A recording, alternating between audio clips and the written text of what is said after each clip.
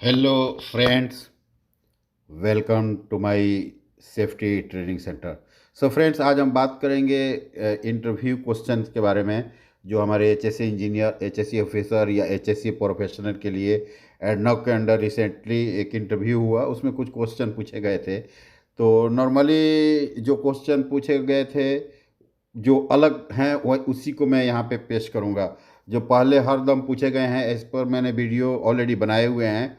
जैसे कि ADNOC work management system के बारे में मेरी पिछली वीडियो देखिए, HCMS के बारे में और लिफ्टिंग प्रोसीजर के बारे में, JSA एंड FRA के बारे में। लेकिन अभी जो बातें होंगी उसमें ये क्वेश्चन है कि how many pages of emergency response plan, what is procedure of tank bond वाल, what is a carabiner in a safety harness called, what is nomophobia, what is PTSD, what is smoldering, what is WWCP। तो ये question आपके सामने हैं और इसके answer भी आपको मिलेंगे।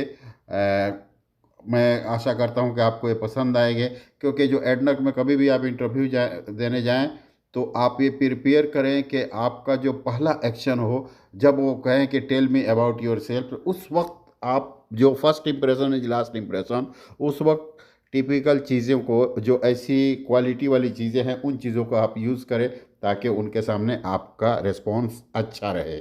आगे उन्होंने कहा कितनी पेजेज हैं ERP के अंदर, इमरजेंसी रिस्पॉन्स प्लान के अंदर।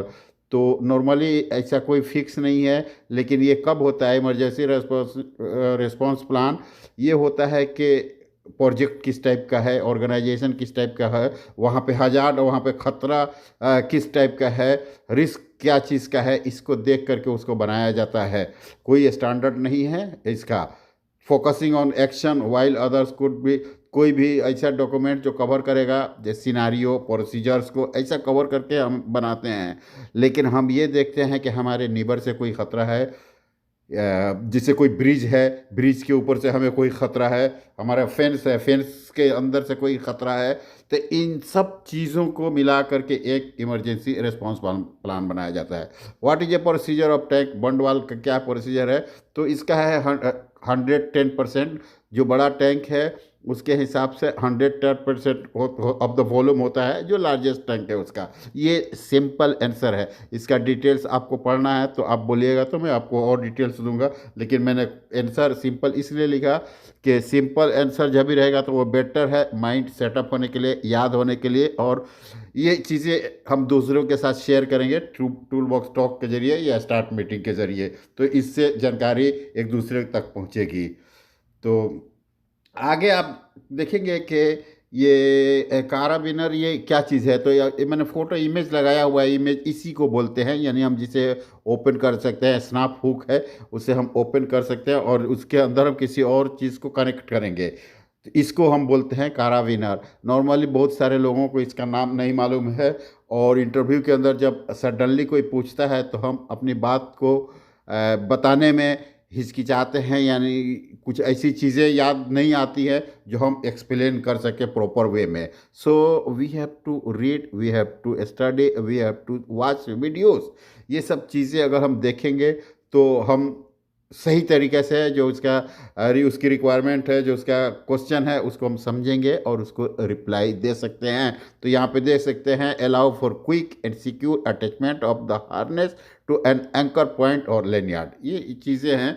अब इसके देखिए difference between karabiner and D ring in a safety harness कॉल्डर। डी रिंग अब कौन सा है आप देख सकते हैं, डी रिंग वही है जो फिक्स है, और काराबिनर जिसमें हम किसी चीज़ को अटैच कर सकते हैं, यही डिफरेंस है। In a safety harness a D ring is a fixed attachment point, while a karabiner is a connecting device that can be attach to and detach from the D ring.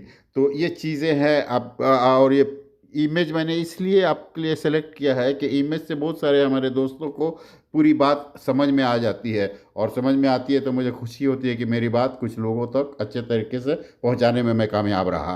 तो how to give bad news, अगर किसी को बुरी news देना है तो आप किस हिसाब से देंगे? तो देखिए, delivering bad news require careful planning. जब केयरफुल प्लानिंग हमें होनी चाहिए कि हम कैसे उसको एग्जीक्यूट करेंगे, और कोशिश करना है, मिनिमाइज़ करना है कि निगेटिव इम्पैक्ट नहीं हो, निगेटिव वर्ड्स हम यूज़ नहीं करें।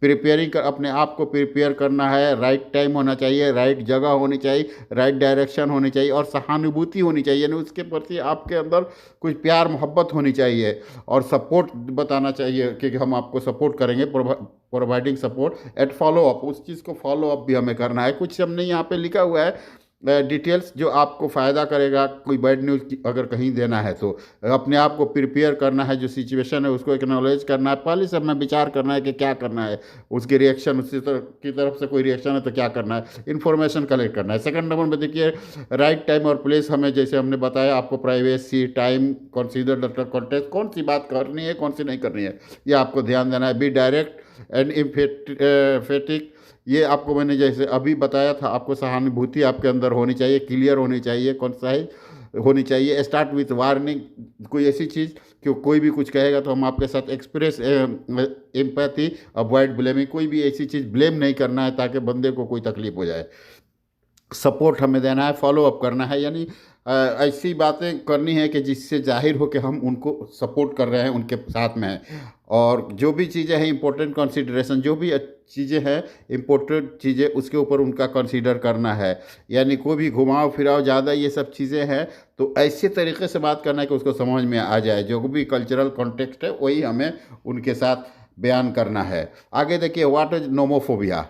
नोमोफोबिया क्या है? ये एक डर है। जो मोबाइल फ़ोन अगर कोई यूज़ कर रहा है, या मोबाइल फ़ोन किसी का गिर गया, मोबाइल फ़ोन खो गया, या मोबाइल फ़ोन उसे दूर रख दिया गया, उसको बोलता है नोमोफोबिया, यानी नो मोबाइल फ़ोन फोबिया। यानी मोबाइल फ़ोन नहीं है बेचारे के पास, इसीलिए ये फोबिया हुआ है। तो ये क्या होता है कि आदमी को पैनिक करता है, चिंता बढ़ाता है, उसके अंदर तकलीफ़ें बढ़ती हैं कि हमारा फ़ोन हमारे पास नहीं है। तो इससे क्या है कि इंसान स्ट्रेस हो जाता है, unable to use the device. उसके पास ऐसी चीज़ें होती हैं कि जैसे कुछ बहुत बड़ी चीज़ खो गई, बहुत बड़ा नुकसान हो गया। हम और आप भी इसका एक्सपीरियंस करेंगे तो हम और आपको पता चलेगा। तो ये नोमोफोबिया, ये आप लोग याद करेंगे, या आपको काम में आएगा अगर कहीं भी इस टाइप के क्वेश्चन आए तो। अभी आप देख सकते हैं कि PTSD, पोस्ट ट्रॉमिक सोल डिसऑर्डर्स, ये क्या है कि मेंटल हेल्थ कंडीशन जो होता है उसके लिए ये लफ्ज़ को यूज़ किया जाता है कि जो हम वर्क लोकेशन पर बहुत सारा स्ट्रेस हमें होता है, इस स्ट्रेस को दूर करने के लिए हमारे पास साइकोलॉजिस्ट भी होते हैं जो हमें गाइड करते हैं। तो ये ध्यान में रहे कि ये चीज़ें ऐसी होती हैं जब मेंटल हेल्थ कंडीशन, आदमी को सैलरी के प्रॉब्लम से होता है, खाने का प्रॉब्लम से होता है, नहीं पूरा बराबर सोएंगे इस हिसाब से होता है, या फोरमैन सुपरवाइजर के तरफ से लोड है, इस चीज़ों से स्ट्रेस होता है, तो इसको बोलता है PTSD, पोस्ट ट्रॉमिक सोल डिसऑर्डर। तो इसको आप लोग याद कर लेंगे, मेंटल हेल्थ कंडीशन की वजह से है। आगे देखिए, स्मोल्डरिंग क्या है? ये छोटी आग है। छोटी आग कहीं पकड़ती है उसको स्मोल्डरिंग करते हैं, जैसे कि slow, flameless, low temperature and smoky form of combustion that occurs when oxygen attacks the surface of condensed face fuel। ये चीज़ें क्या है कि छोटी आग होती है। आपको ये भी याद रखना है, कभी भी आप tool box talk start meeting करें तो लोगों को बताएं कि स्मोल्डरिंग यानी छोटी आग जहाँ भी पकड़ती है उन जगहों पे हम क्या करते हैं कि हमारे पास फायर एक्सटिंग्विशर होता है, हम छोटी आग के लिए यूज़ कर लेते हैं ताकि वो दूर तक नहीं पहुँचे। ठीक है। इन कैन प्रोवेगेट, यानी फैलता है, यानी पूरा oxygen supply, making a difficult to extinguish. तो हम छोटे आग को बुझा सकते हैं, लेकिन कोशिश करना है बड़ी आगों को हम सिविल डिफेंस को कांटेक्ट करें। What is WWCP? WWCP क्या है? Walking wounded collecting post. ये इसका एब्रीविएशन है। तो ये क्या रेफर करता है? जैसे लोकेशन में मिलिट्री का मेडिकल सिस्टम है, वहाँ ये यूज़ होता है। जो सोल्जर्स वगैरह इंजूर्ड हो जाते हैं और वार के दरमियान, और उनको हॉस्पिटल के अंदर ट्रांसफ़र किया जाता है, इसे कहा जाता है WWCP, walking wounded collecting post. तो ये इसलिए कहा गया है कि जब भी हम इस तरह का होता है इनिशियल ट्रीटमेंट हम उनको देते हैं before being move to a casualty cleaning station जो बड़ी जगह पे, तो इसको WWCP कहते हैं। इसलिए ये क्वेश्चन उन्होंने पूछा कि हमें जब भी हम ऑयल एंड गैस सेक्टर में काम करते हैं या किसी भी सेक्टर में, तो हमें इमरजेंसी रिस्पॉन्स प्लान के बारे में क्लियर जानकारी चाहिए। तो दोस्तों, अगर आपको इस क्वेश्चन में या इस आंसर में कोई भी डिफ़िकल्टी नज़र आती है, कुछ भी डिफ़िकल्टी है, आपको कमेंट सेक्शन में लिखे, मैं आपको पूरी तरह से सेटिस्फाई करूँगा। I will reply you in best way with best example. तो ये मेरी ड्यूटी है और ये मेरा फ़र्ज़ भी बनता है कि आपको सेटिस्फाइड करूँ। Thank you very much. आप लाइक करें, शेयर करें प्लीज़।